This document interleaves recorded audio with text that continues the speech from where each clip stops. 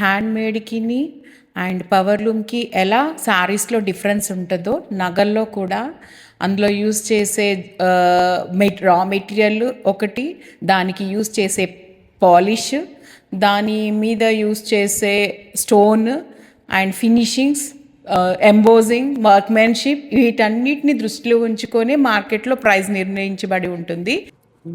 ఇది వచ్చేసండి, ఇది 1 గ్రామ్ గోల్డ్లో మనకి ప్రీమియం క్వాలిటీ. మనకి ఇందులో డీటెయిలింగ్స్ కూడా క్లారిటీగా ఉంటాయి, స్టోన్స్ కూడా ఫినిషింగ్ బాగుంటాయి, ఇవన్నీ హ్యాండ్మేడ్తో ఉంటాయి. ఇలా మనకి 3D ఎంబోజింగ్తో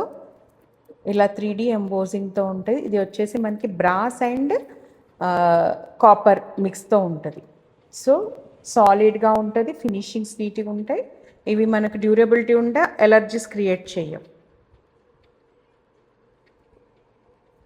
ఇది వచ్చేసి మెటీరియల్ మంచి క్వాలిటీదే ఉంటుంది, ఇందులో కూడా కాపర్ బేసే ఉంటుంది. కాకపోతే దీంట్లో పాలిష్ వచ్చేసి కొంచెం క్వాలిటీ తక్కువ ఉంటుంది.